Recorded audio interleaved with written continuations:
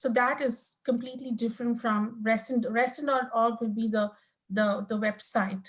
Okay, thank you for clarifying that. Because I had remembered things, incorrectly that was going to be the whole new website portal was Member Suite. No. Okay, thanks. I think, Clara, from this, the discussions that you and Hank, I and Ben engaged in on some of the IT, you're anticipating doing a procurement activity late this year, early next year to acquire both technology and support. And I think we've discussed, back to Sarah's question, about possibly doing some varied focus groups and other outreach to obtain member input into those user requirements and user experiences. So we're early in that stage, but not too early. So Yes. yeah, so, but I know you have the immediate problem right now. Yeah, that's the big problem. That's the immediate problem. Because we've been having website problems with www.reston.org. That's what I mean. And I don't want, again, the website to come down, the servers to crash, the code is old. We cannot, compile it. We cannot patch it. So that's the immediate thing, is to move that code to another place. And those are the discussions, Julie, I'll be having with Ben. I'm going to contact Ben and see what are the best things that we can go for. Yeah, I thank you very much for entertaining some discussions with Ben and myself on that, with our IT backgrounds. Any other board directors who would like to ask Clara for any insights, and or staff members who would like to speak? Hi, this is Ben. I would just say that if Clara, you could continue giving progress to the board, either in these meetings or I think I can't remember, I think it was about communications that we had a motion actually to give updates to the board. I do not recall if it was for IT review as well. Covenant. Yeah, right. Mm-hmm. Yeah, but it might have been a good idea to do that motion for this IT as well, just because we have a $1 million budget and we have some critical items going on. So I ask that you continue to come in front of the board either every other month or on a quarterly basis and give an update. But really good so far. I feel good that we at least have a way of backing up the VM. So if a crash happens, that we can restore and get back. Yeah. Yeah, and that's what happened with the website also. And when I also going to create, have been busy the last 2-3 this week with other things, but in a week's time, I will be creating some kind of a SharePoint site, or, where you have all the documents. I'll be sending the contracts, for all the upcoming projects, and all those details will be there. So that's work in progress. It's going to come very soon. You will have access to all of the information. Thank you, Clara. Well. And to Ben's suggestion, I will look to Hank for you and Clara to work out keeping the board informed as we go along on the IT front. Yep, we'll take care of it. Every other month seems like the right way to do it, rather than quarterly. I have a housekeeping item to do.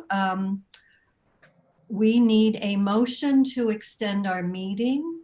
It's currently scheduled to end at 10:30, so we need to be able to extend it in order to get anywhere against our agenda. So if I could have a motion to extend the meeting to 11:30 from 10:30. I would appreciate that. Second. Thank you. All reluctantly in favor, please say Aye. Aye. Aye. Sorry, guys. Thank you very much. This is Mike. I'm off video, but I vote reluctantly aye. Thank you very much. We will move to the next agenda item. Chris, capital projects update. There's one moment.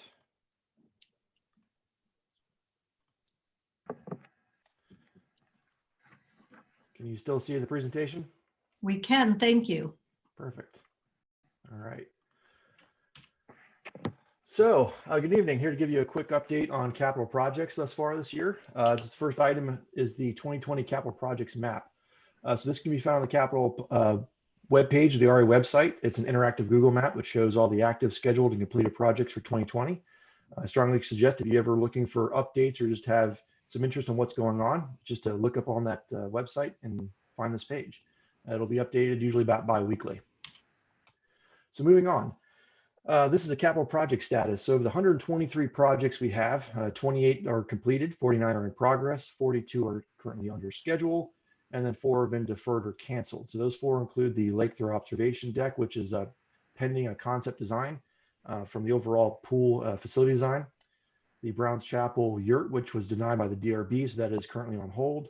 The Hook Road Recreation, that is pending any further CARF funding by the board for any type of the new assets or amenities that were designed or proposed by the Hook Road Working Group, and the Lake Ann Dam, which is pending a decision by a state technical review panel. So those are currently either deferred, canceled, or just currently on hold for the moment until we have some more direction. So the capital budget. So of the 6.6 million in the capital budget, a little over a third has been executed as of mid-June. In comparison to this time last year, we were currently ahead by about $700,000. Between now and December 31st, a little over 4 million is left to be complete. However, keep in mind that includes the deferred and canceled projects right now. So those will be nulled out once they're confirmed, usually around Q3, and I'll be creating the carry forward listing. We're currently forecasting a positive variance of just over $300,000. This is due large in part by the successful completion of the Lake Ann projects without any need of using its contingency, as well as some of the economies of scale that we had from combining multiple projects together. We have one emergency project that was added, which was the Lake Newport main drain repairs. Small sum, about $5,000, but it was necessary for us to be able to even refill the pool. So moving on to some key projects. Like I just mentioned, Lake Ann projects. So the 400-foot dock is now complete. We've fully dredged out from underneath of it. The 300-foot bulkhead in the Lake Ann Canal is also complete, as well as removal of about 600 cubic yards of sediment. So at the bottom, you can see the before, during, and after of the dock. And then the top right is the completed bulkhead wall. Another key project were the first phase of the pool project. So 3 of the 4 are currently complete. Golf Course Island, Hunters Woods, and Tall Oaks had all of the plaster and tile and coping removed, new plaster laid, and then it's currently up and operational. North Shore Pool is in progress. They just completed the tile as of this morning. So they might be getting to the plaster here pretty soon. So the bottom, you can see Hunters Woods, the before, during, and after, and then Tall Oaks, the before and after as well. Another key project is CSF warehouse roof and perimeter fencing. So this project is fully complete. So we have a 6,700 square foot metal roof now in the warehouse, so no more leaks. And 1,000 linear foot security fence is now surrounding the facility, as well as a new RV rental gate and automatic closer. So you can see again the before, during, and after of the roof. And then this is an image of the new fence that was just installed. Another one is Browns Chapel ball fields. One of the 3 projects are fully complete. Browns Chapel 1 had an irrigation system installed to help with maintaining the ball field grass. And we also replaced all the sod in the outfield. Browns Chapel 2 and 3 have had all of its fencing replaced. I am currently waiting on the dugout enclosures to arrive. I'll get into that detail a little bit later. But we're hoping to have that field 2 and 3 finished up by the end of September. Hopefully not as far as October, but we'll see how things go. So looking forward, some of the projects we have coming up are the North Shore bathhouse deck and fencing projects, which were just approved tonight, as well as the phase 2 projects at Tall Oaks and Newbridge. Some other projects we'll be working on getting online pretty soon are some of the tennis projects that we had scheduled.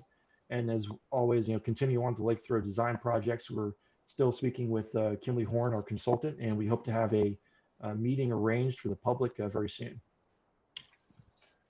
So I felt remiss if I didn't mention something about COVID-19 on capital projects.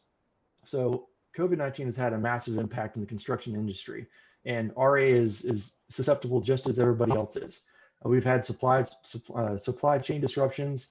The enclosures for Browns Chapel are manufactured in Michigan, and as you may know, they were shut down for several weeks. And so that has pushed the timetable on that fabrication delivery by about 2 months. So I was hoping to get that project done in July, but it's going to be far later than that now.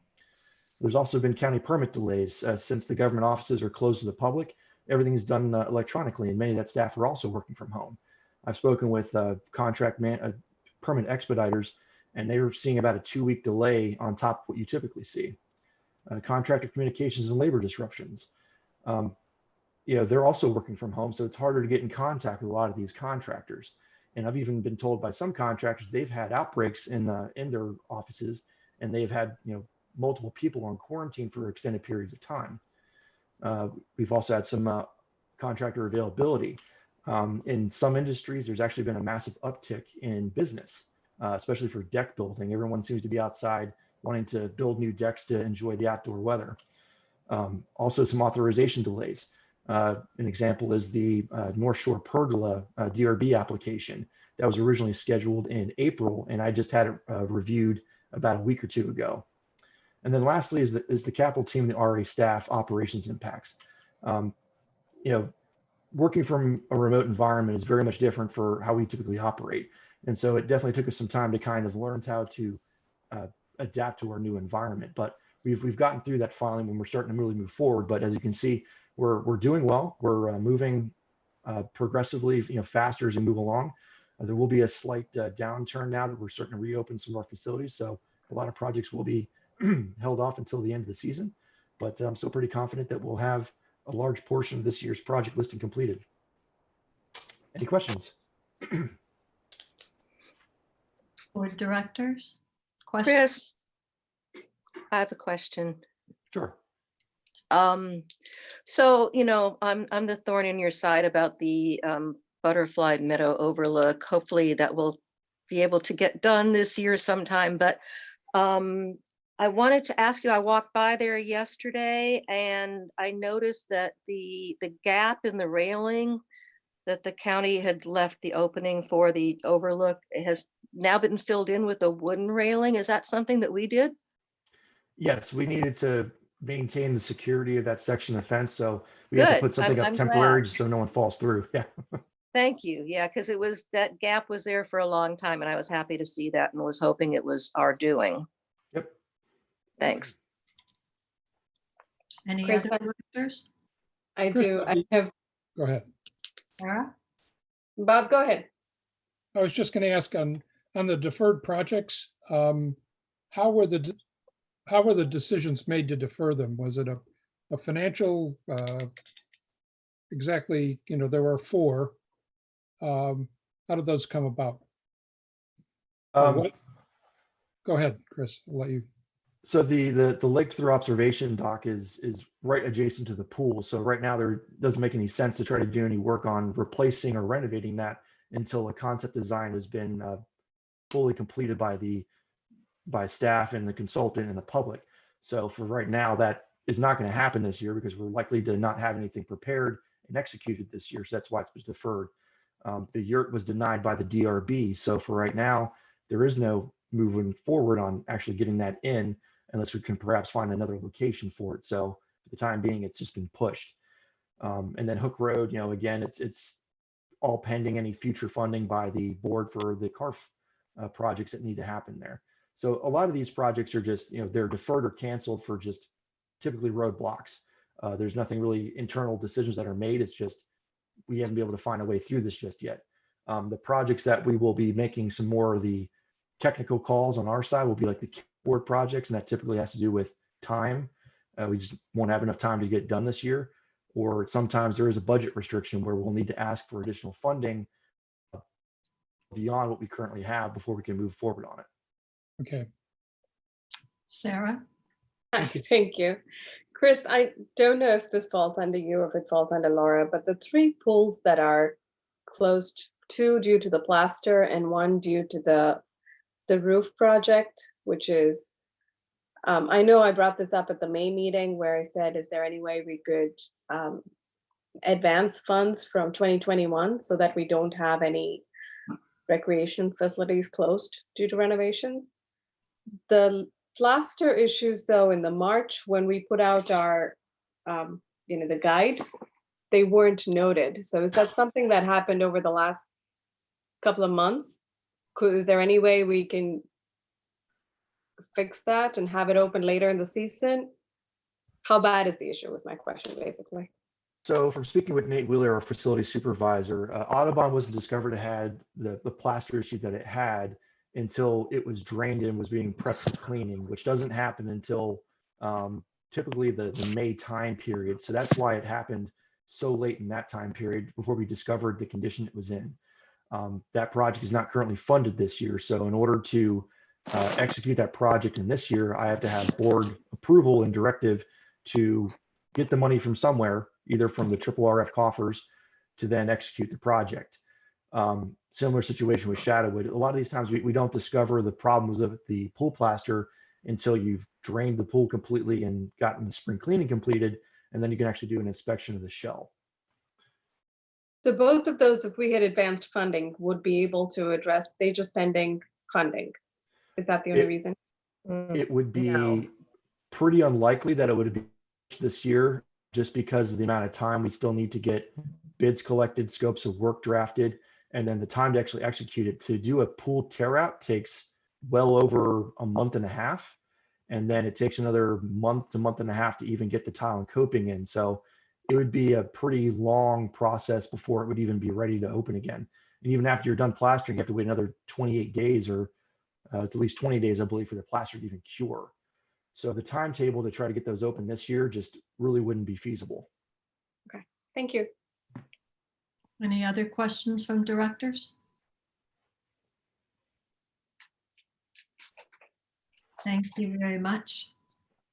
Chris, we will move on to next item, Board and Association Operations Resolution 4, Communications with Members. Mike Leone, and thank you for waiting till June to cover this material with us. You're welcome. Good evening, Delayed. Madam President. Good evening, Madam President, members of the board. As some of you may recall, Resolution 4, as Julie was saying, communication with members, came up before the board at the January 23rd meeting. At that time, the board decided to defer any action and instead asked that staff go back and look at ways to add additional cluster communications efforts to the resolution. So having worked with Anna Donato, who was the previous Covenants Director, and Megan Macuzzi, our current RA Cluster Outreach Manager, the new revised resolution before you this evening includes the production of a new cluster communication digital newsletter. Some of you may have actually seen the newsletter. It's called Cluster Connect. It just came out about a week ago with, in fact, great feedback, because that first issue of the newsletter actually had an open rate of 66.4%, which is outstanding in digital newsletters, that more than 50% of the people that received it actually opened and went through it. And of the 66%, a little over 35 actually clicked on different articles and read the articles. So kind of first time out of the gate for the newsletter, that was pretty substantial for us. In addition to the new cluster communications newsletter, the resolution also specifies that the association's covenants advisors will meet with cluster and condominium associations annually to gather their feedback and exchange information. And that's the new item P that appears in the resolution. The communications team will continue to work with the covenants advisors and the covenants team to provide whatever support they need for those cluster meetings. But that's also an additional item that's been added to the resolution. All of the language in the resolution has been reviewed and edited by our counsel to ensure that it's up to date and accurate. And essentially, the other major change is that we reviewed the resolution to make sure we remove tactics and references to outdated items that were in the resolution. So some of you may know in the past, Comcast used to offer a channel that was a Reston channel, we would use from time to time, and we would at that point used to live stream board meetings. That channel's no longer available. So we removed references to some of those older tactics. Those of you that have been in Reston for a long time may remember the old A to Z guide, which used to be our old program guide, even before Reston Magazine. Our new program guide is now called the RA Activities Guide. So we updated the resolution to reflect what we're doing and what we're using now. But essentially, the resolution's been updated to reflect not only additional cluster communications, but also to just reflect really the practices and the publications that we're producing at RA now. But the remaining resolution remains intact with no changes from the original resolution. Okay. So I'm available to answer any questions that the board might have on the resolution. John Mooney, did you wish to speak? I want to move that we adopt the new resolution. What is the number? I think there's a motion in our package. Move to approve amendments to board and association operations resolution 4, board communications with members, that one. So move. I think that was your motion. Do we have a second? Yes, it was. Second. Second from Karen. Sorry, she's up on the top, Tom. I'll get you the next time. Any discussion from our board members? Yes, this is a very inclusive list that impacts many facets of the organization.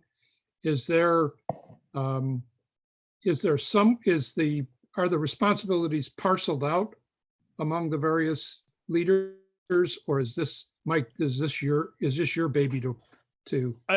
Essentially, it's my team, the communications team, that executes on, I would say, 95% of this.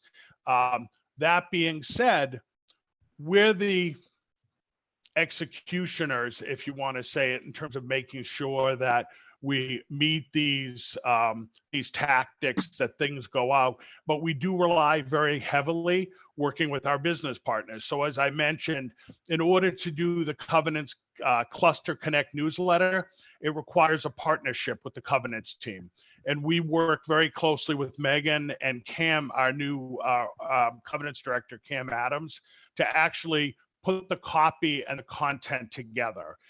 The same thing with our RA activities guide. That couldn't happen if we didn't work very closely with Laura Kowalski's Parks and Recreations team. So we make sure that it happens and we move it through the process, but it really is a collaborative effort involving really a lot of the organization as we execute on these pieces. So the content may come from other senior leadership teams and et cetera, but it's your task to make sure it's delivered and put out. And now I know you're focusing a lot more on social media mechanisms. Yeah. And we also facilitate the website as well. Clara and her team deal with the technical back end. My team deals with the content and the updates to the website as well. I think it would be very useful, not only to the board, but the membership to see, to hear periodically your progress with all these efforts, because they're excellent, but it would be useful to find out where you stood on, progress against the plan. Thank you. I would see that again, tying right into Hank's work to make sure that he's addressing our strategic plan and working with his SLT as part of his quarterly performance updates for us. I saw Sarah, right? Okay. Yeah.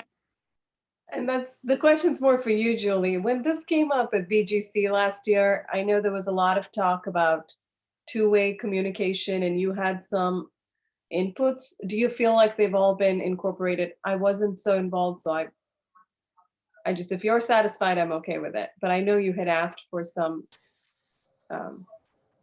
more two-way communication to be included in. Yes, no, was it BGC or Bach? I might be. I think it was Bach. They this resolution did not go through BGC. It went directly to Bach. So I think that was under Yeah, Kathy. And Ben was the one we had in Bach, that I think. Excuse me? And I think Ben is the only one we have was- who won Bach, right? Before. He wasn't on Bach. Tom, well, Karen, Kathy, Eric, and Aaron. So maybe Aaron or Tom recollect that two-way discussion. I'm seeing a no shake and no shake. So nothing's coming to my mind other than I do remember the discussion of wanting to have more interaction. And perhaps that's where we were talking about two-way. And I think that's something, Mike, that you guys are well, the fact that you got 64% open, the cluster. Yeah, That's pretty amazing. and if I can address, Sarah, your question, Thank- you know, our current, I guess our current wheelhouse of communications tactics are somewhat limiting in terms of creating real two-way dialogue.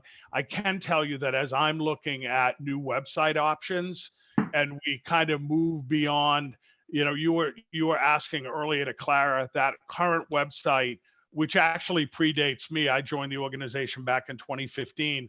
That website was already in place. So the 2013-14 timeline is correct. You know, you're looking at a platform that was in place back at that period of time. Clearly, when you look at website technology today, you see a lot more interactivity. You find things like chat platforms. You see, you know, you just see a lot more member engagement in a platform. So I'm going to look very seriously at that when we look at some new website options. How can we move beyond just, you know, providing content and creating more interactivity and social engagement with our members through the website too? Perfect. Thank you. Thank you. Anyone else questions of Mike or further? Quick question. There's something in that resolution about an annual report. I think And the last- my recollection from the annual meeting was that we really don't do that anymore, or maybe never did. I don't know. So what we are planning to do, Karen, is we had stopped doing annual reports because of, frankly, the cost of printing them. We were printing 1,000, you know, prior to my arrival. The last one was back in 2014. We were printing them, and we were printing 1,000 copies, and essentially about 60 of them were given out at the annual meeting, and the rest of them sat in a closet. So our goal for 2020 is to produce a digital version of an annual report, which will be available in early 2021, probably for the annual meeting in April 2021. We'll have a digital annual report that will be a snapshot of 2020. And really the strategic plan becomes really kind of the framework by which we can build that annual report from. Sure. Thanks. Yeah, I just bring it up because since it's in the resolution, we should be doing Absolutely. something. No, agreed. And that's why we left it in when we completed the update after the January meeting. There was discussion. And I think you might have been a part, you actually may have brought it up at the January meeting. And we left that in so that we would move forward and do that. Right. Thanks. Tom, did I see your hand? No. Any other discussion, or may we call the vote for the motion to accept the changes? The motion was to move to approve amendments to board and association operations Res 4, board communications with members. May I call the Second. question? Oh, Or you was have, that I just reread the motion that John made, and I believe you had seconded. okay? So You're right. are we ready? Can we take a vote? Everyone, aye? Aye. Okay, Sarah, aye. Aaron, Karen, me, John, Aye. Ben, Bob, Aye. Bob. Okay, do I not have? It's Mike. Aye. Mike, you're good? Yep. Okay, I think we got it all. Motion passed. Onward. Okay, we now have Laura with the 2020 pool schedule. I'm sure her children are in bed and she's able to easily educate us. Hi, everyone. I'm going to share my screen so that I can get the presentation up.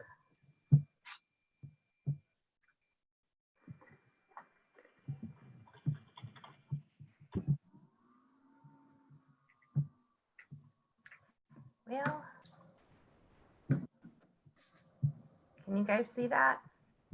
Yes. Yep. Okay. Now, do you see yourselves too? I'm sorry. Do you see yourselves also? Yes. Oh, no. What? We see your screen. We're good. Yeah, we're good. Okay. Okay. Well, good evening to all of you, and thank you all for having me so that I can provide an update on the pool schedule. Please keep in mind that this is ever changing. It's evolving with the Virginia Department of Health, and therefore the presentation has been updated.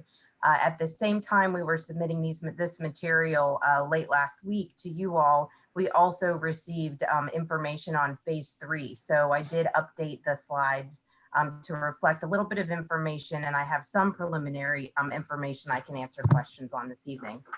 So community associations all across the country have to ask the question, can we open? And with all of the, taking into consideration all of the items that are listed on the screen, association is no different.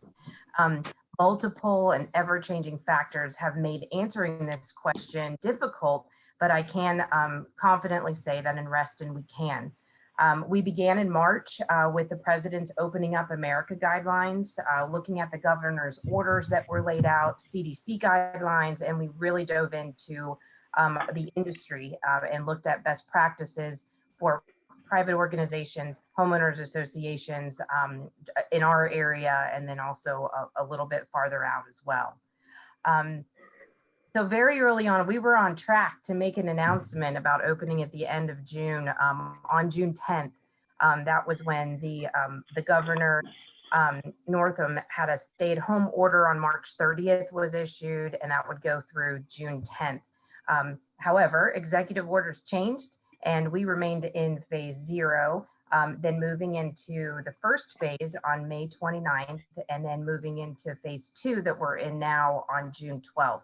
So looking at all of the changes, I'm pleased that we were able to stay on track to open up at the end of June, despite all of the changes going on in the phases. So the next question that you see here is, can requirements be met? So our staff have been working with federal, state, and local agencies to comply with the governor's order and answer that very question.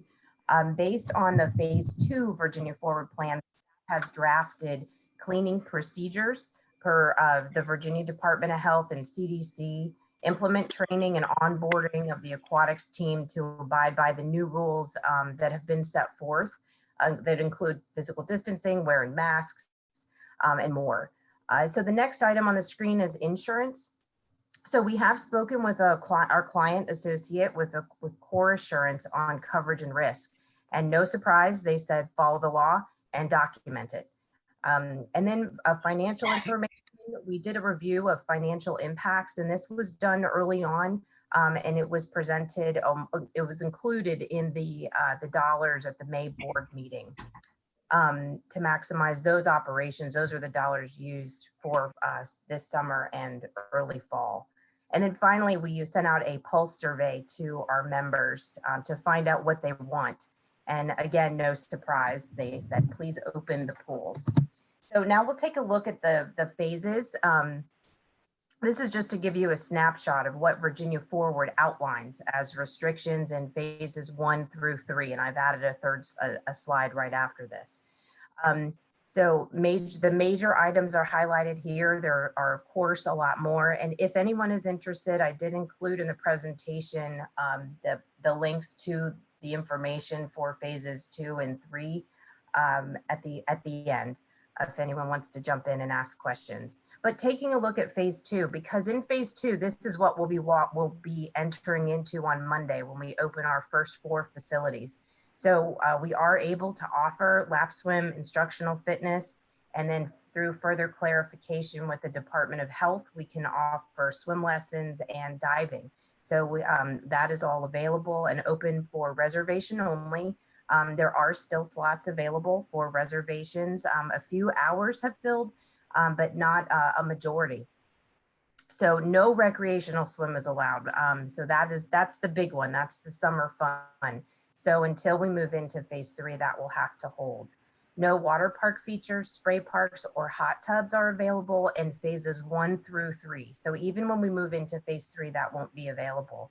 We see 10-foot physical distancing, masks required when people are not in the water, and then cleaning every 2 hours, and health screenings of staff and guests as they visit the pool. So on to phase 3. This is what was just recently added into to the presentation. So the first thing is that we have a call with the Department of Health, us and probably 100 other agencies tomorrow. And so this is going to provide us with clarification on what we need to know, on what we need to know to really implement the different restrictions that we have in phase 3. So still no water park features, spray parks, or hot tubs. The 10-foot physical distancing not to exceed 75% capacity is something that's new for us. And I'll give you an example of what this might look like. So at Hunter's Woods Pool, we have a capacity normally of 182 people allowed within the facility, which is determined by the health department. When we take a look at 10-foot physical distancing not to exceed 75% capacity, we have to take the square footage of available space at that facility where we could provide that physical distance. And then for 10 feet per person, and then whichever number is less, a 75% capacity or the 10-foot physical distancing would apply. So for example, Hunter's Woods, 182 people, using the 10-foot physical distancing for that available space, it's actually 96 people. So now that we know that, and we know that that's a requirement, and we can do those calculations for all of the pools, it points us in a few different directions. So one, it tells us that we still need a reservation system. So we don't want to have long lines of people outside. And that's just one of a variety of reasons for monitoring capacity. We do, as you can see here, the next item is cleaning every 2 hours. So that this reservation system also allows us to make reservations and build in the cleaning every 2 hours that will be required to do by law. And then also it would allow us to contact tracing. And hopefully we won't need that, but it would allow us to have that. And then finally, I'm sorry, I forgot the biggest thing is recreational swimming. Yay, this is allowed. So recreational swimming is allowed. And cleaning every 2 hours, health screening again for both staff and people that will be using the pools. So next up is, and so again, we'll find out more information. Our plan is to move into, based on our initial review of the phase 3 restrictions that we have to follow. We will open in a phase 2 environment on Monday, and then we will move into phase 3 protocols on July 6th. So financial information, as I said, this is the same information that was presented at the May meeting. I just wanted to bring this, I thought you might like to see this. So this is the projected adjusted budget that was presented in May. And this is what we will be using as our budget for operations this summer and fall. We're tracking expenses very carefully. We're hoping to capture some revenue back, and that would be from our water fitness classes, swim lesson classes. There is an opportunity for potentially to bring on a rental that is for an outside swim team, but we're still working out if that may be possible. And then also our past sales. So past sales here, and so you guys just can't see this, can you? Here you go. Past sales, you can see where we are January 1st to June 16th. And this is showing that we've sold a total of 3,907 passes. I'll give you in a typical year, last year we sold about 21,000 passes. So this is an indication of where we are. Now, we have seen pass sales going up, and we've also seen a request for refunds for the operations that simply just won't meet the need of those members who already purchased a pass this year. So we are offering full refunds for anyone that would like to request that. And then moving forward, our staff recommendation is that we move to a half price option on July 1st. Our season is about half over, and so that's what we are recommending. It's really too early for me to project the revenue. I wish I could give more information right now.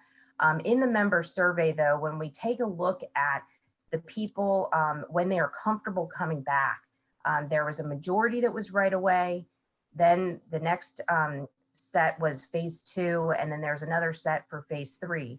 So we're moving into phase 3, which to me indicates that people who would be coming back would most likely purchase a pass in July. So when we have in early August, when we have the July numbers, I'll be able to make a better estimation of what that looks like.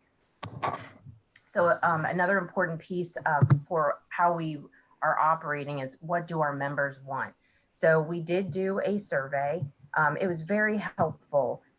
The survey showed us, there are 6 questions, but I'm going to show you 3 here that really helped us make decisions. So first, we had over 3,000 respondents in the first week. So that was a 40% response rate, which is fantastic. We did send the survey out to people that had purchased passes in 2019, and then also those who had purchased in 2020. So the activities that people hope to see offered this summer, no surprise, is recreational swim or open swim, followed by lap swim. So unfortunately, we can't offer a recreational swim environment in phase 2, but when we move into phase 3, we'll be able to begin offering that on July 6th. The next thing was, when will you feel comfortable coming to RA pools? So you can see that there's many people said as soon as possible. There's a portion that said unsure at this time, and then it also lists the different phases. So, and then the last question that I wanted to just show you all was, what would make people feel comfortable coming back? What was important to them about visiting? So physical distancing, information on cleaning, and then a reduced number of people. Those were the top 3. So we are able to accommodate those, and they're all part of the law. So further details on this as well is in the Dropbox. I put the full survey in there. Other questions included information on what hours of operation would you visit. So that information is there should anyone like it. Okay, so let's talk about the actual facilities that will be opening. So our first 4 facilities will open on Monday, June 29th in a phase 2 environment. In the Hunters Woods Dogwood District, that's Glade Pool.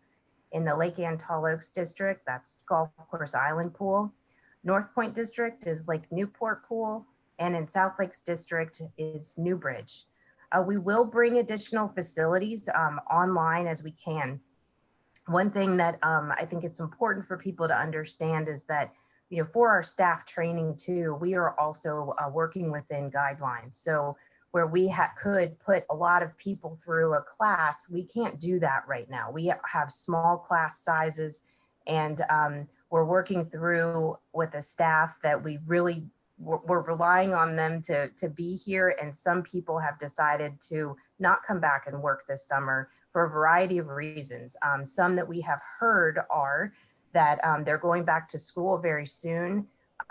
So getting the training done and then working for a week just when they have to leave is not worth it for their time right now. Some based on level of comfort, and also in some cases their parents' comfort. We are hiring though, and we do have a really good group of dedicated people that we have been in touch with this entire time. We have had orientations over the last few days, and they'll be prepared to open these 4 pools on Monday. One thing I would like all of you to plug, if you could, directors, is that we are hiring, and anyone that needs financial assistance, please send them our way, because with our friends, the Friends of Reston group, we do have a water safety scholarship fund. So if someone finds they need assistance to pay for the class up front, we're happy to work with the Friends group to make that happen. So one more thing to point out here is that even when we do bring some of these other facilities on board in phase 2 and phase 3, we still will have some restrictions. So for example, at Glade Pool, when that opens on Monday, by law, we're not able to have open the slide or the hot tub. And if that happens in later weeks, if we move and we get guidance on what a phase 4 may look like, and those change, then we would open those amenities. Okay, so Chris touched on this a little bit, so I won't spend much time here. We do have some facilities that won't be coming on board at all this summer, unfortunately.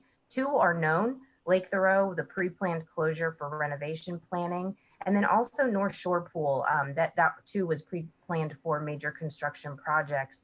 And that information, I think, went out in June in January or February, direct mailing on North Shore. And then we've already discussed the Lake Audubon, Shadowwood, and Uplands with projects that even if funded, the timing of the schedule of completion would not allow for those to be open before fall came. And then finally, the spray parks there, just per governor's executive order, those would not be able to open. So in summary, we will be opening 4 pools on Monday, 1 in each district, in a lap swim, water fitness, diving environment. We will be adding on swimming lessons and water fitness classes. We will move into a phase 3 environment on July 6th. And the reason that we're not going into a phase 3 environment right on July 1st is we also have to retrain our staff from the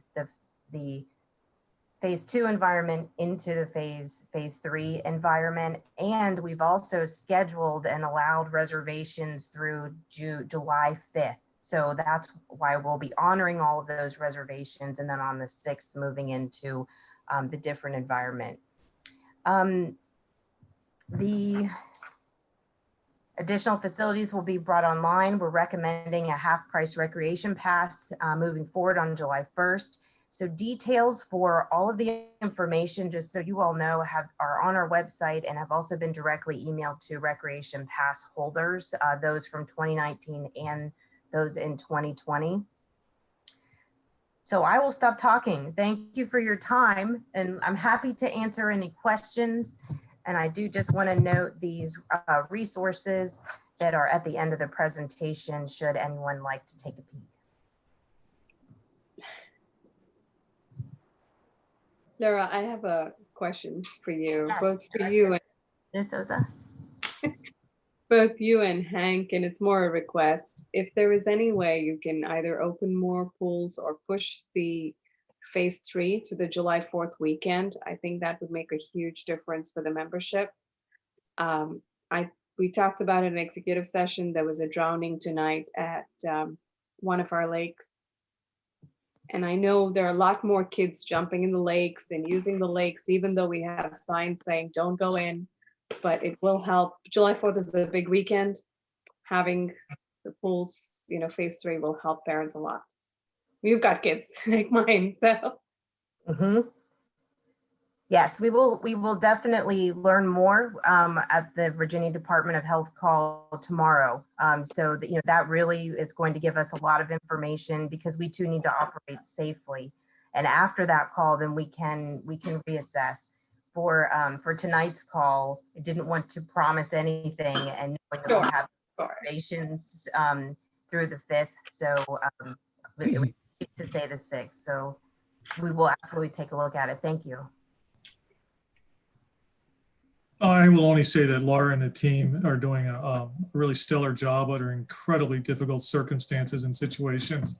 I've been briefed on all of what she shared, and there's a significant amount of kind of in the operational details that she's not sharing with you, but the hurdles that both Laura and her team have to go through are significant. And I think they're handling it masterfully. And to your point, Sarah, we will open as many pools as we possibly can when we can, based on the rules and the resources we have. And that's primarily the people we need to make it work. So I have a thought. Since the pools are opening on June 29th, as a concession to members, how much of a financial impact, negative impact, would it be to just charge everybody half price passes for the year?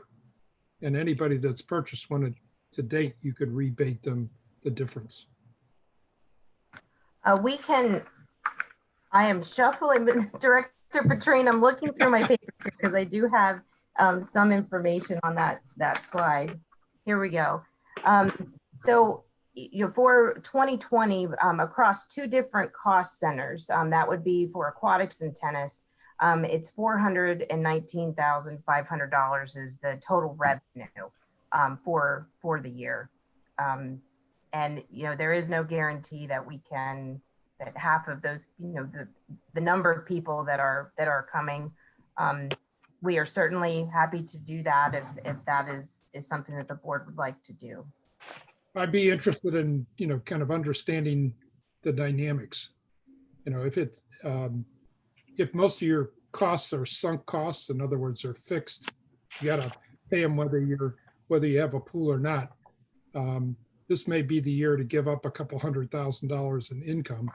So if the number of passes that we have purchased from January 1st to the 16th is $117,058 is the revenue that we've made. So if we were to refund half of that's a good indication of what that might look like. Okay. And forgive me for asking a financial question, but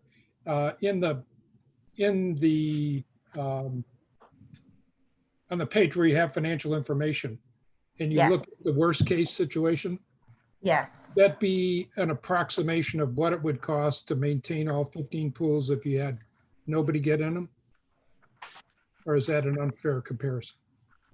Let me look here. So yes, that is the kind of the facility existence cost of what it would look like if we did not open and we did not have the revenue in any of those categories. A lot of the revenue that is listed there are for things that would have already happened. We would still try to do training classes and a few other things, but that is our worst case. Thank you. Thank you. Very helpful. The expense number that you speak to on that financial page, worst case, the 1.1, that's just no matter what, right? That cost us to just have the pools, whether they're opened or not. Okay, I just wanted to understood that. Any other questions for Laura's material? And I do bless you for taking on this job this year. Masterfully done. It's a very, very good and dedicated team that is behind all of this. And I really applaud all of the business cost and centers that have contributed to this, because it certainly just isn't one team. And people from other areas of the department have jumped in that have never touched a pool before to kick into gear. So you guys have a very good team. You should be proud of really working hard to get these open. That's great. My dog walker is trying to get a recreation pass right now. So I know that there's still are trying to get him. So. That's right. Thank you, Laura. One other question. Why isn't Ridge Heights going to open, or is that just part of? I think if we can, the next one up, right? Yeah. Yeah. So Ridge Heights. The specific pools were chosen for a variety of reasons, and hopefully Ridge will be open very soon. Okay, since that's the kind of the counterpoint to Lake Thoreau. Right. I think at one of the Lake Thoreau meetings, we even promised that Ridge Heights would be open. I think I could be. Well, I think we also thought we would still have Audubon and Thoreau, so we're Right, for the Lake Thoreau project, yes, that is one of the reasons, but we also had to take a look at the one pool in each district. right. And Hunter's Woods was going to absorb a lot of the hours from Lake Thoreau, and we are in a totally different environment Yeah, than we thought we would be. All of those plans really went out of the window. appreciate that. Any other questions? Yes, Julie, Right. I had a question. Yeah, I'm back.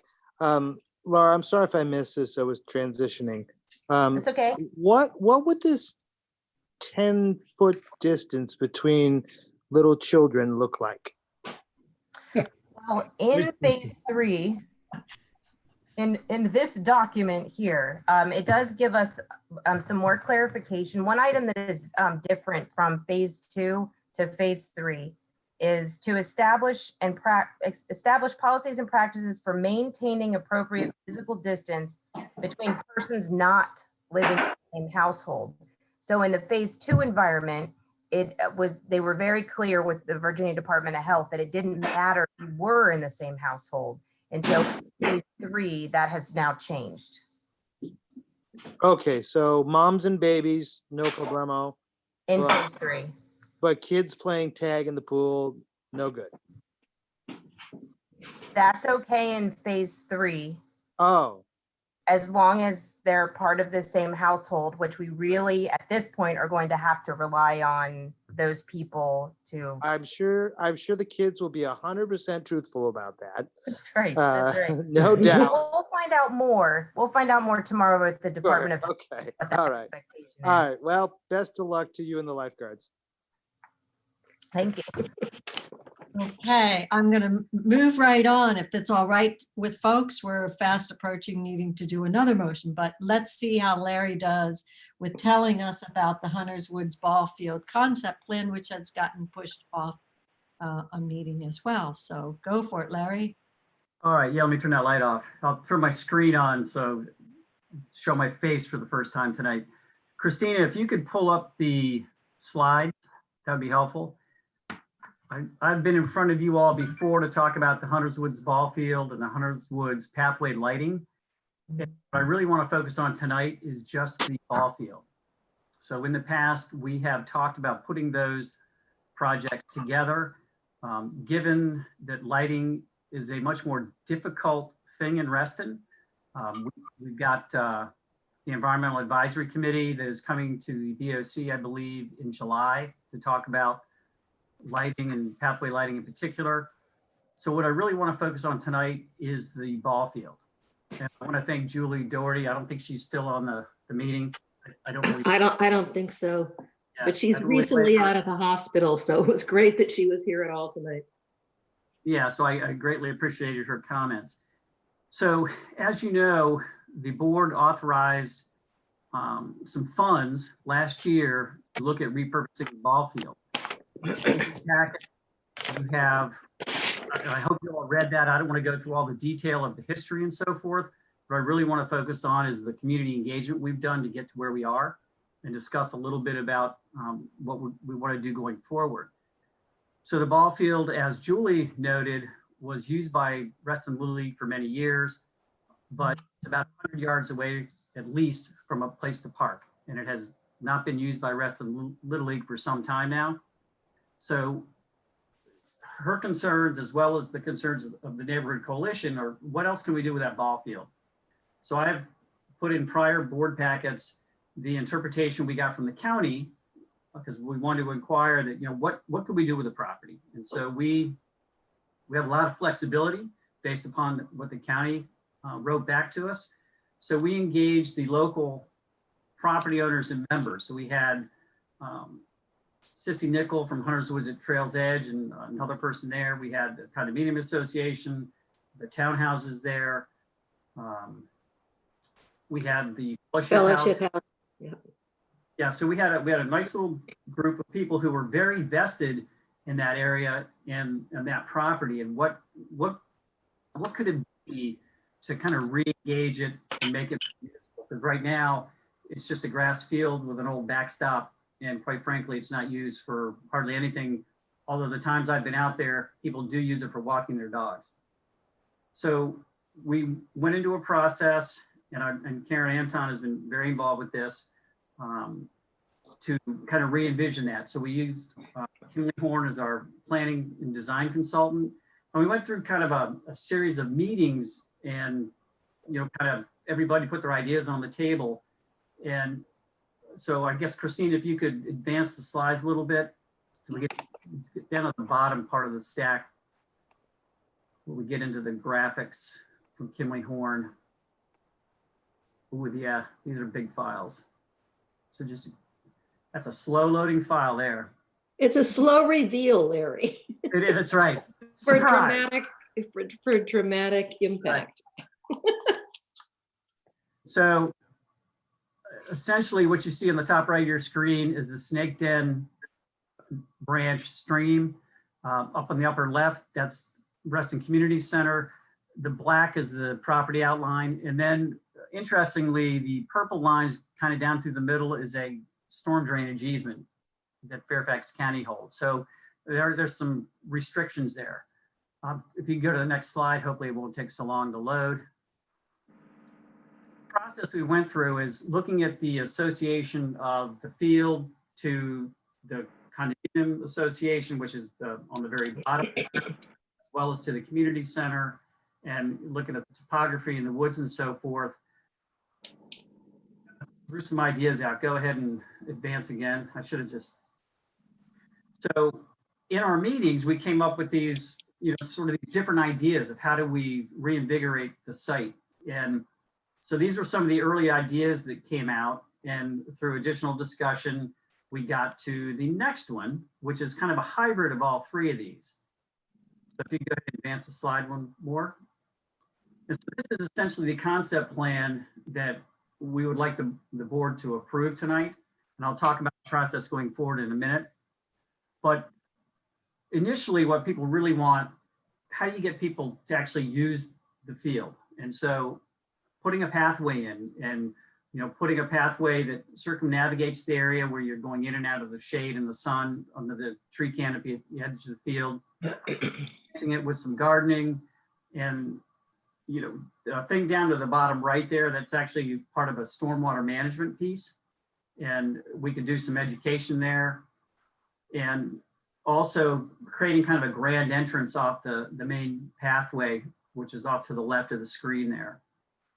We took this concept to the Hunters Woods Coalition, and Karen, I'm happy to have you chime in, but I think they were very, very excited about what they saw. And Absolutely. No negative comments whatsoever. so we were excited by that.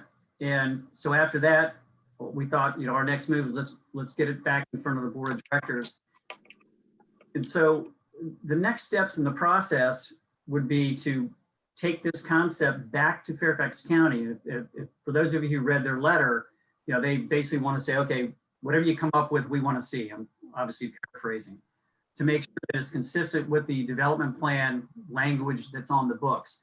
And based upon the wide range of facilities that we could put here, we believe this will be very much in keeping with the current development plan and zoning language. So that will be our next move. In addition, we want to get it in front of the design review board for at least conceptual approval, because again, this is just, you know, plan view concept level. There's no site planning that's been done or anything like that. I'm actually awaiting a proposal from Kimley Horn to go into the minor site plan piece. And then for the next, go to the last slide, please, if you would, Christina. Sure. And these are just some images that, you know, Kimley Horn put together to kind of show the kinds of things that that could happen there. What we have talked about though, and what the group, you know, the kind of the charrette, we talked about phasing it. We don't want to go in and invest in all of the infrastructure, all of the planting and so forth, all at one time. We want to put the pathway in first, get people accustomed to, walking a little loop. And there are a whole bunch of people that walk out there. And then, gradually phase in these other pieces and to kind of increase that engagement over time. Also to protect our investment, we don't want to go in and put everything in and then not have anybody use it. So we want to kind of build that excitement. So what we're really asking for tonight is for the board to, essentially approve this as a concept. It is a, piece of RA common area so that we can take those next steps to go to the county and to the DRB, which will obviously engage the community as well and keep this project moving forward. And with that, I'm happy to answer any questions. I suspect Karen would be as well.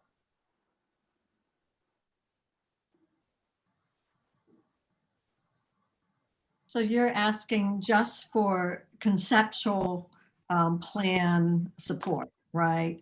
At this point, that's the motion. Yes, to approve this concept plan. And again, I just want to reiterate, we have separated this from the pathway lighting. Right. We thought we, marry the two, but that is a more difficult process, I think. And the community really wants this to move forward, irregardless of when the pathway lighting may come forward. Right. Right, because it's more extensive. So I would assume that since we own it, we're gonna pay to convert it and maintain it, correct? That is correct. and Any you- ballpark idea about what it would how much? cost? Or is that a fun? It certainly is. No pun intended. Are you talking about for the actual installation? Yeah. Yeah, we're working on that right now. I do know that because of the grading required, it will require a minor site plan. And my guess is the surveying, engineering, and permitting just for the engineering piece, and I'm just tossing a number out of you, about $25,000. So in our normal flow of activities, this is just the conceptual. You'll go back and you'll get some additional information. And again, we'll go through those key decision points that would Absolutely. say yes, fund, stop, no go, et cetera, et cetera. I mean, that's a multi-month, multi-year kind of. It's a multi-checkpoint process. Yeah. We're really after right now is if the board Look like what this we think concept, we we need to get the blessing of Fairfax County for the concept, consistent with the zoning. DRB, right? And we need to get it in front of the DRB. So that's really what we want to do, is continue that process. So if you got approval tonight, have you begun to get on DRB schedule? I will do that tomorrow. If we say yes. If you say yes, wasn't going to jump the gun and hog an agenda item spot. But I would get this information to the county next week to begin, their process and evaluating it. And I don't think that would take much time, because what we're proposing here is not really invasive. It's not like pool, which they would do. Right. It's a passive predominantly a passive park from a recreational perspective. I noticed one of the alternatives was a sled or toboggan run. Is the grade sufficient to support something like that?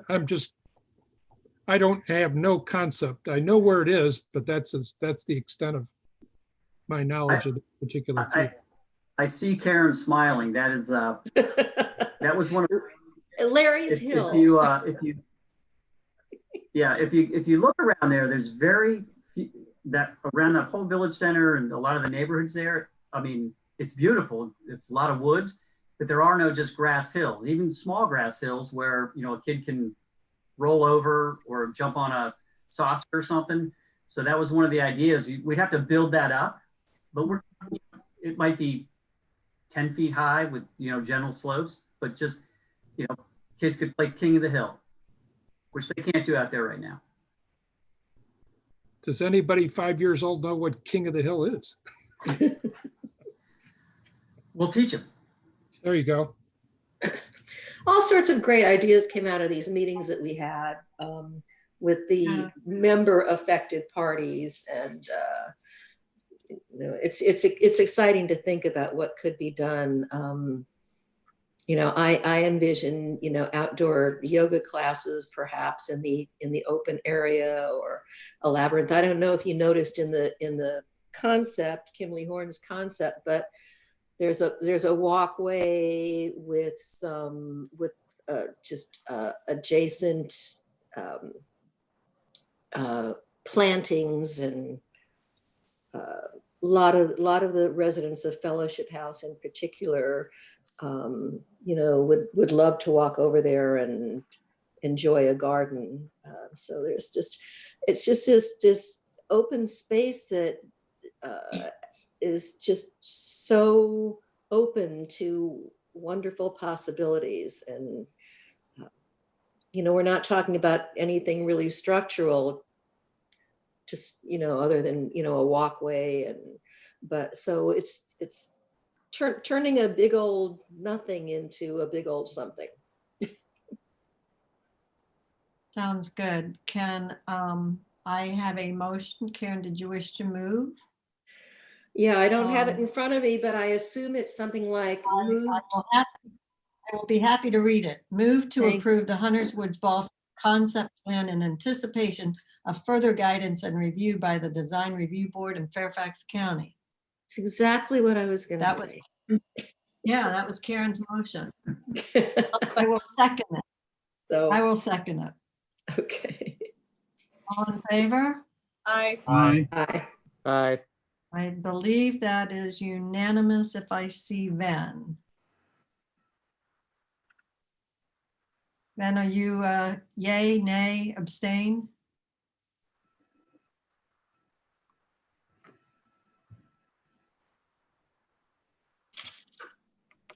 I'm going to say we have 8 votes yes, and that's all we have. It's 8 votes yes. Okay, I need to make another motion. It's 11:22. We have 2 items left on our to-do. Quarterly CEO update, comprehensive plan, land use update, 3, and treasurer's report. I can make a motion to go to midnight, so we are sure we will get those done. Second. Thank you, whomever seconded that. I think maybe that John, was John. all right. All in favor? aye. Aye. I know it's reluctant, but I think we have 8 votes to go on to midnight, and unless Ben shows up, we only have 8. Okay, onward. Comprehensive plan, and now I know why John said yes. Comprehensive plan and land use update. Please go forward, Mr. Mooney. Christina, can you please put the PowerPoint up? Yes, Thank you. absolutely. One second. Very, Congratulations, Larry and Karen, for moving forward on the ballpark. so I'm going to move very quickly. I gave next page, please, Christina. So there, so that's quick background. I'm not going to read it. It's for those who are seeing this for the first time. It's a shortened version of the background. Last time, next page, we've had a total of 4 meetings so far. Next meeting is July 13th. Future calendar, you can find it on the link on slide 5. We move on. We, at the meeting on June the 27th, we did a tentative approval of the task force topic areas. Again, you can see all that. You can see all that online. I'll give you the links later. The supervisor had an original 11. RA proposed 7 more. There's no time to get into any of them adequately, but I will mention that one of those additional proposals was that the task force endorse Supervisor Alcorn's commitment that there would be no opening of the golf courses consideration during this comprehensive plan review. We went over the comp plan principles, both Bob Simon's original 7 and the 10 in the current plan We're looking at other ones.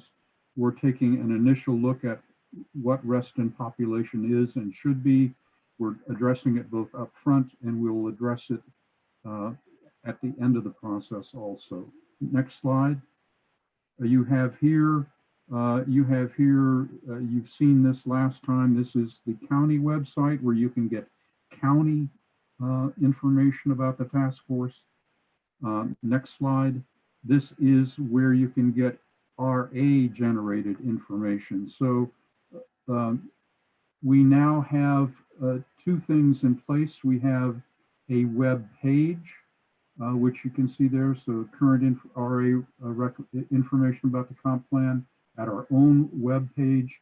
And we also have, and this is very important, a landuse@reston.org email address where you can send us comments or questions about the comp plan review. We continue to meet with the land use coordination group, many of whom are on this task force. Again, Larry and I are the representatives for Reston Association. Any questions?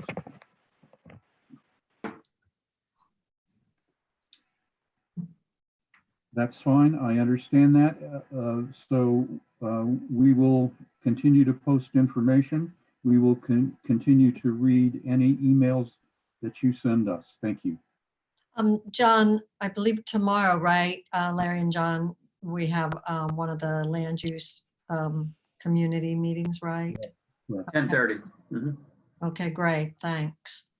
And I was glad to hear that the county got back to you on the recommendation on the golf course not being in this authorization for the plan.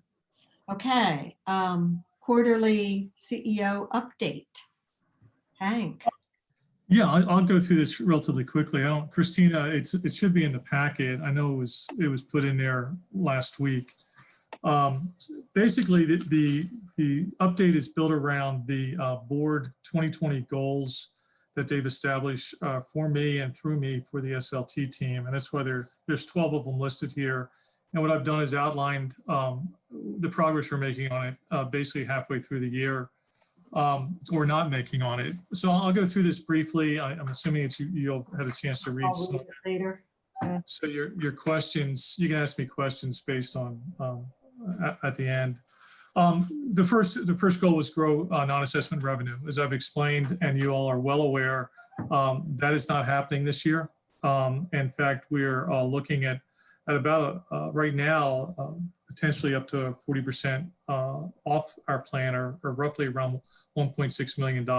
And depending on how the rest of the year goes, including whether or not we're able to do any more rentals, although there is interest, for example, in renting the lake house, the complications of doing it around the rules and regulations, which include a deep cleaning, which is turning out to be quite expensive, as well as, for example, when we use the conference center, the cost of doing a deep cleaning after every event it's not been budgeted for, and it's making things a little bit complicated.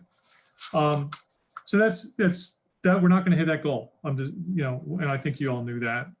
Number two was eliminating of inefficiencies and achievement of cost cutting. And in order to balance the budget, as I shared with you all just a few weeks back, we have currently eliminated about $1.7 million in cost reduction over what was the original 2020 budget. We're probably going to have to look at a little bit more, depending again how non-assessment revenue flows the rest of the year. And it does have me a little bit concerned. So I'll just leave it at that. We are also talking about the 2021 budget, and the direction I'll be giving to the staff and have already given to some of the senior leaders on the staff is we don't want to see any assessment increase. So we're looking at how we can do the 2021 budget at the same basically assessment rate, as well as maybe even a little less. And along those lines, one of the things that the SLT team is going to be looking at is what I just generically call a stop doing list. What are things that we can stop doing or don't need to do that could actually save us money? So that's something we're starting that process, and I believe we have to have our first draft of the budget to the fiscal committee at the August meeting. On a positive note, the improved number 3 was improved working experience for current employees. At the end of 2019, we actually saw a satisfaction rate of about 73%. This is a survey that the HR department does, and they're starting to resurvey now, and they're going to actually do a final resurvey as we get towards the end of the year to see how we've measured against 2019 measures.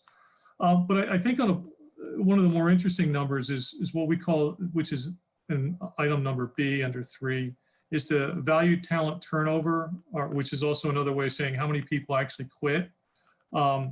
And in 2018, you had about slightly under 25% of the full-time staff resign. At the end of 2019, we had got that down to about 9%. And so far through halfway through the year, we're at 5%, and we don't want to see it. We actually don't want to see any more. So we're working really, really hard. And even during the COVID, situation, the HR department and the staff that are helping with morale are doing as much as they can remotely to try to keep people's spirits high and keep us moving in the right direction. Another good indication that was just shared with me is the Glassdoor rating that we have, which I think all you know is an anonymous way for people that are currently working for your organization, as well as people that have worked for the organization in the past, to rate you. And the most recent one HR shared with me is that we have a Glassdoor rating of 4.1, and which means any rating between 4 and 5 says that your employees are very satisfied. So that's the works we've done so far in improving experience of the current employees. Number 4 outlines the goal was to collaborate with community organizations and businesses to foster one Reston. And with COVID and a lot of things not operating, we've identified, in items A, B, and C, the things that we currently are doing and some of the things that we historically have done. But as we look deeper into some of the specific tactics asked of us around that, one was one that's interesting, where it says that we were asked under this goal to continuously emphasize RAs in international biophilic recognition, take steps to expand these environmental efforts. And I believe it's both that, recognize this with inside the community. So items D through I, I'm not going to read them, are all the things that have been done to emphasize the biophilic work that Reston Association has done under Claudia's leadership and others, and Larry's support. So there's a lot that we're working on and have been working on towards the biophilic goal. Number 5 is essentially what John just shared. Preserve Reston's visionary land use, and John and Larry are doing a wonderful job leading several aspects of that at the organizational level and out in the community. So I won't go into the details there. Number 6 was identified as preserve members' property values and ensure compliance with RA design and maintenance guidelines. And the highlight I would point out here is that we've hired, we lost Anna, she went out west, and we were able to find, I think, a wonderful staff addition in Kim Adams. He's just proving to be, I think, a superior leader. And among other things, he is, we are scheduled with putting together a cluster outreach plan that will be presented at the next board meeting. But some of the things we've been talking about in that cluster outreach and communicating with the clusters, but also ultimately trying to help preserve property values and help them through the design process, is having listening sessions with them. And Cam has some pretty interesting ideas of how to do that in a more social way. Listening sessions and communication sessions with the cluster leaders to really explain what the covenants department can and cannot do in supporting the individual clusters with the update of their specific cluster standards, which right now is the big hurdle that they all have to address. So we are planning on doing that. The dates have not been set just yet, but they are going to happen between now and the early fall. And we're going to do everything in our power to invite the leadership of all the clusters to several meetings where they can learn what the Covenants Department can do and cannot do in helping them with their specific cluster standards. So I think we're making progress there. Mike did a pretty good job of outlining the continual improvement towards 100% customer satisfaction. I believe that's part of his communication side of things.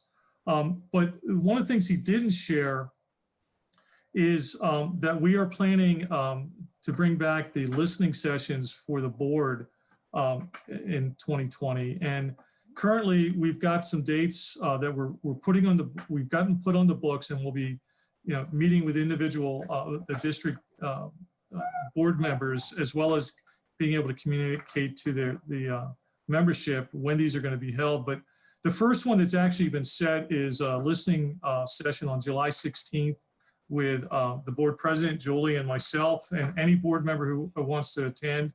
We're going to have that on July 16th, and 4 other dates have been actually put on the calendar and kind of weaved in between all the other things that we have commitments for. And that would be September 9th we're looking at doing a listening for the North Point District. September 17th, the South Lake District. September 29th, Lake Ann and Tall Oaks Listening District listening session. And on October 15th, a listening session for the at-large district. So we'll get this all out once we get it all out to all of you, so you can make sure you can get it on your calendar. But the one that's coming right up relatively quickly is the July 16th one that Julie and I will be leading, but everyone's invited to attend and participate in. And we think that's going to help begin the process of customer satisfaction by listening to what our clusters and our members want to share with us. Mike also went over in his section, some of the things they're doing to improve two-way communications.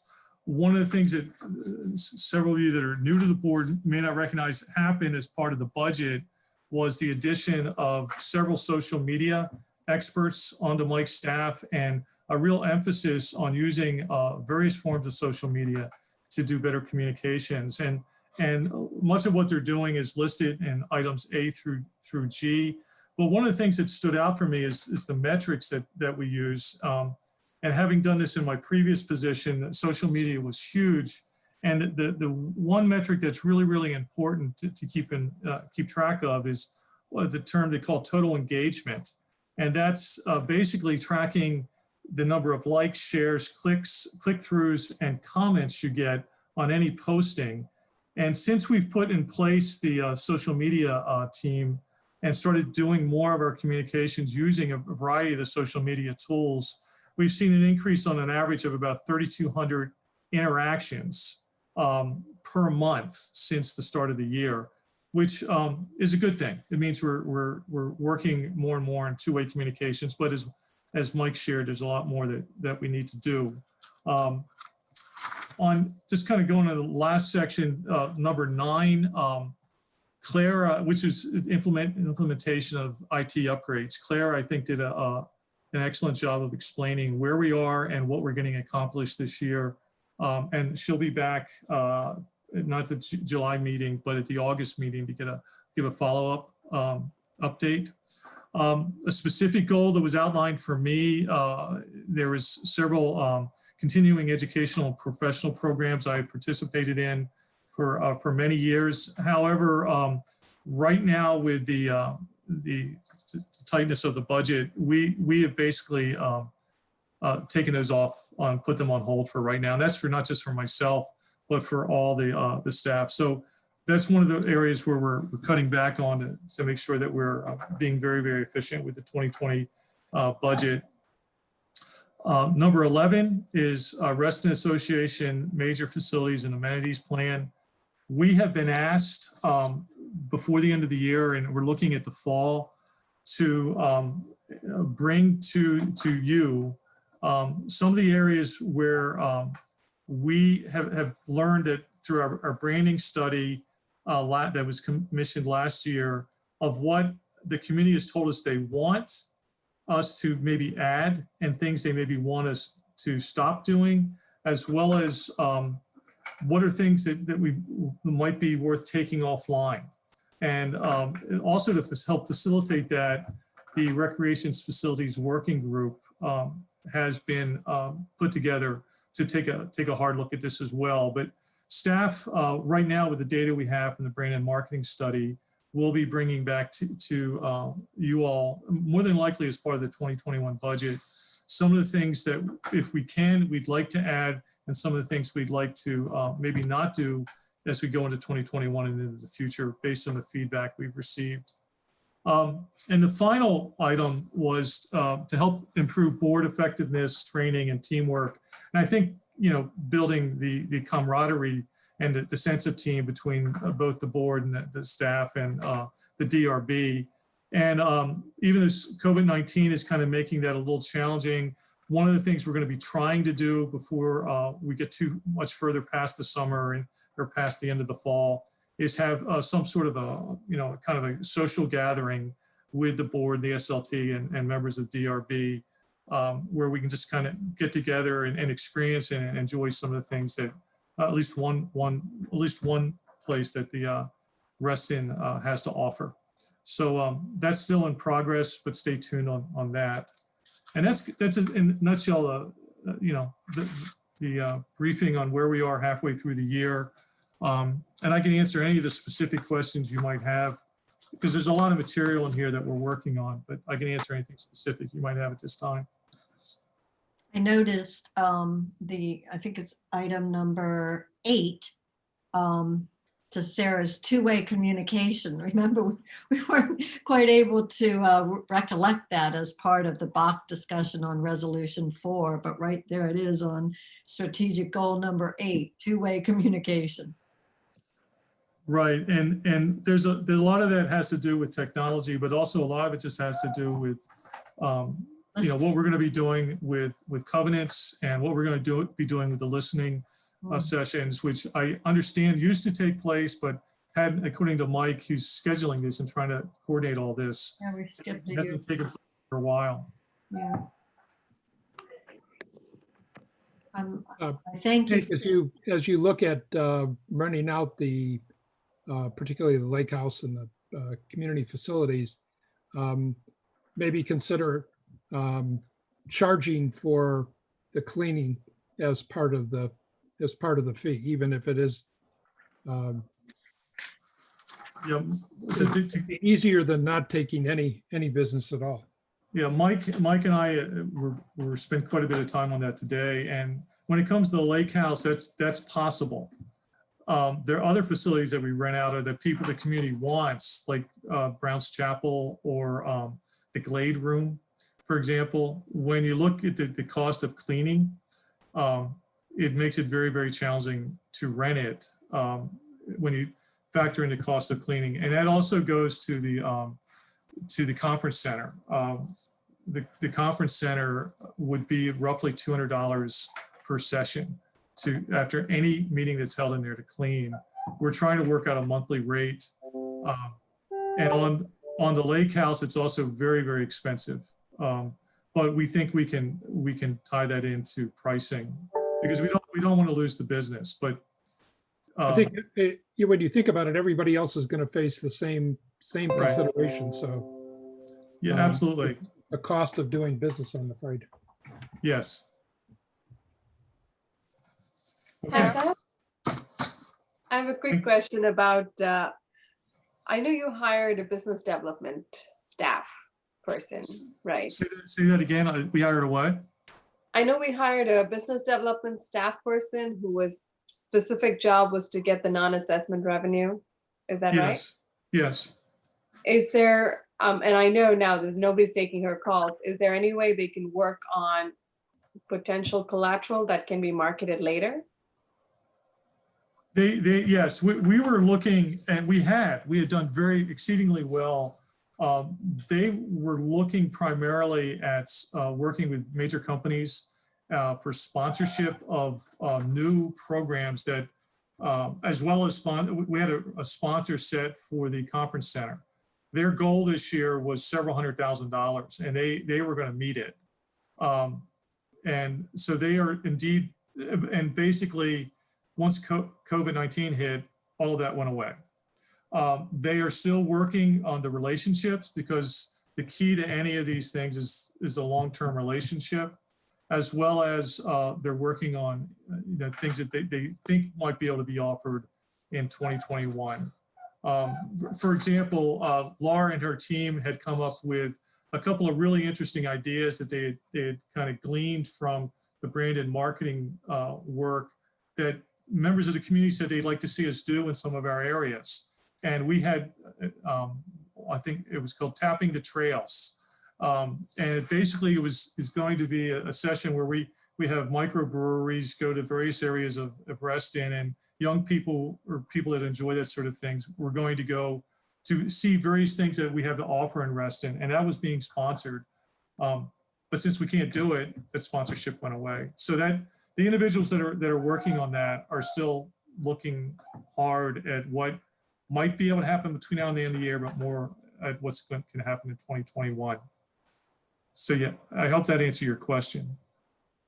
Kind of, yes. Kind Thank of. It's 11:45. I'm not exactly sure if I answer anybody's question right now. It's okay, thank you. Thank you, Hank, for giving us that first half view on RA. Now to finish up the night, we got Bob Petrine, who wants to give us the treasurer's report. Right, we're going to make a very scintillating short discussion of the financials, unless somebody wants to get into them in detail. So Christina, if you're still on there, if you could bring up the financial reports and go to the first page of the financial report. And while you're doing that, I'm going to give what we did is we're returning to a former report format that was used several years ago. And I'd like to get both board and member reactions to the format, as well as any questions or concerns that you might have about the financial results through May of 2020. The reports provide virtually the same information as before, but not so many columns. And even though it's captured on 6 pages, the 6 pages are of such a size that you can actually read them without any kind of assistance at all. You don't have to increase the size of your computer screen. And they'll print on a regular printer. Yes, it's on regular. The detail is by revenue categories, functional expenses, and cost centers in the same level of detail as we've disclosed previously. And we also have a balance sheet. So you can tie some of the information that was otherwise kind of left to chance. So I'll just give you a couple highlights. Revenues are up, believe it or not, $71,000 versus what they were in 2019. But assessments this year represent 95% of total revenues versus 88% in 2019. So through the May period, you're beginning to build up and have and develop revenue for the camps and the summer programs. And as we all know, it's not going to happen to that extent this year. The receivables, which are up $809,000 on a year-over-year basis, and you can see that by looking at page 5 on the balance sheet. And delinquent accounts are also up 21% over last year. Non-assessment revenues are obviously a big concern, as Hank has already reported. It's likely that we will continue to miss our monthly budget numbers in all the recreational programs, as members request refunds for camps, pools, and tennis.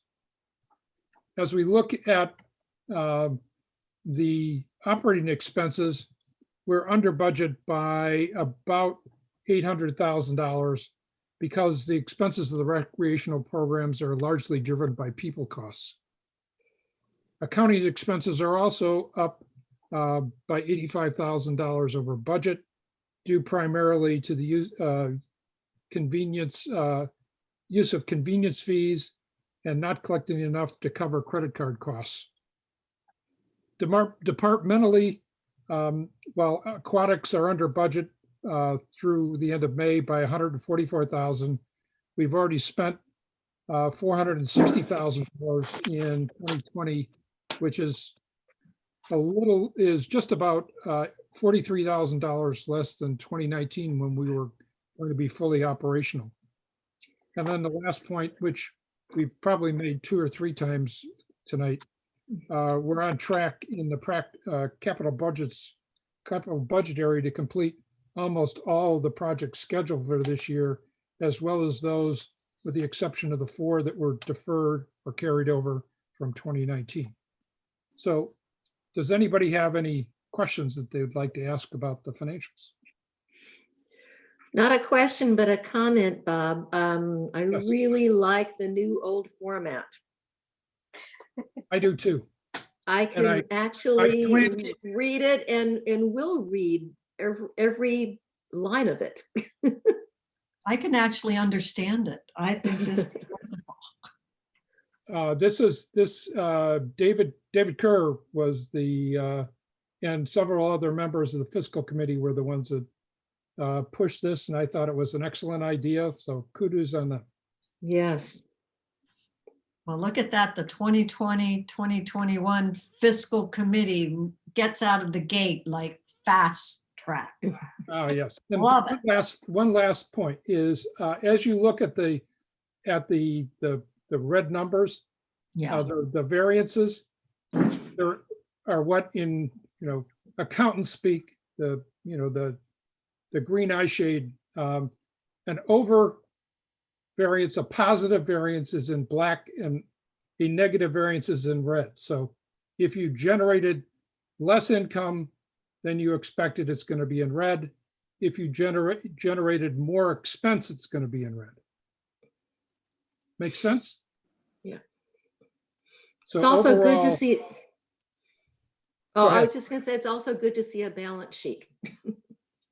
Yes, because we're on an accrual basis, that gives you a way to understand how the cash works, how much cash we have, and how the receivables are converting into cash. So we are behind where we were last year. It is just a question of the times. And that's about all that I can say at the moment without really getting too terribly boring. Good, because we have 7 minutes before pumpkin. Before we need another motion. Yeah. Any other comments on the treasurer's report? I'm seeing no head shaking. So we're moving on to the close of the meeting, New business. I believe. New business. We don't actually have that on our agenda. We do.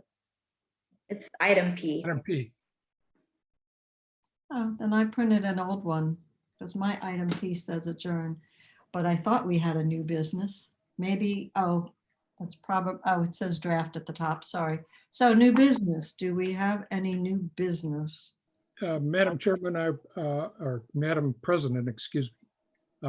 I brought up before the issue that I'd like to move that this board, the 2020-2021 board, reaffirm its commitment to the golf course policy as stated.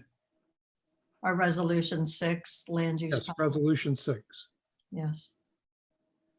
Do we have a second to that motion? Second. Thank you, Karen. Any discussion? Can I just add that we put it out in a press release, or, that's, I think, Hank and Mike's area. Yeah, we intended to, we can put that in, and certainly we were going to make sure that the statement I read tonight was part and parcel of that. We have a little bit lengthier message with the links that John had helped create. So yes, and actually, if this is passed, I am to do a video on this topic tomorrow at 2, and I can add that into my statement. Fantastic.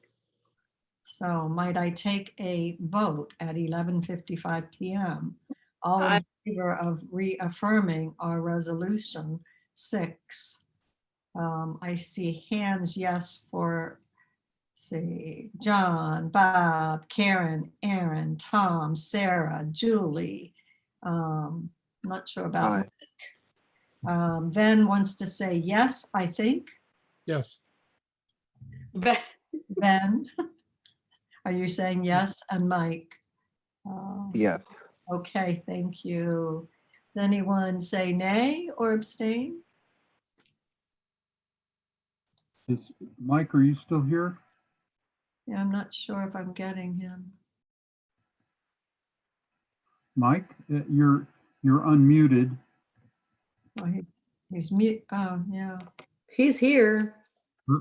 Can you unmute, Mike?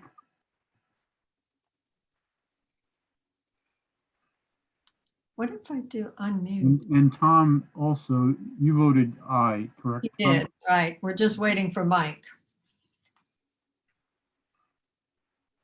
Who's the host? Can somebody?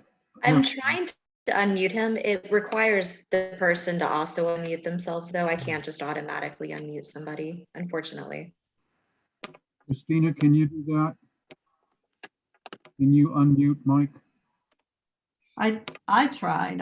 I couldn't get it to do it. Yes, so even the host, if I hit unmute on somebody, it requires that person to confirm the unmute. He may have fallen asleep. I think he was reclining the last time we saw him. If he goes to the participants list, he can hit yes and vote. He doesn't even need to be on. Is that you, Ben? Ben? Ben said yes. So we're good. All we're missing is Mike, but he's not answering his phone. Okay. Mike? Oh, wait a minute. Mike? Yeah, I'm back. Okay, so the vote is whether or not we are reaffirming Resolution 6 land use regarding the golf course. The same thing we passed in 2018 and 2016. The question is, Right. are you in support of reaffirming that resolution stance? Right. Well, not having, you can in all likelihood, I would have supported that motion had I been on the board, but not having read it, not having been through those discussions, I think I'm just going to abstain. Given the hour, I'll leave it at that. That's fine. Okay, so the motion is 8 yes, 1 abstain, and so it passes, and I will include that in my statement tomorrow, and we'll include that in our document that goes into our public facing materials. We are at 11:58. Is there any other new business? I move to adjourn. Good night. I second that one. And I thank you all for hanging in tonight. Good night. Good night. Good Thank night. you. Good night. Thank you, Christina. Thank you. Good night. Thanks, everybody. All those other participants too.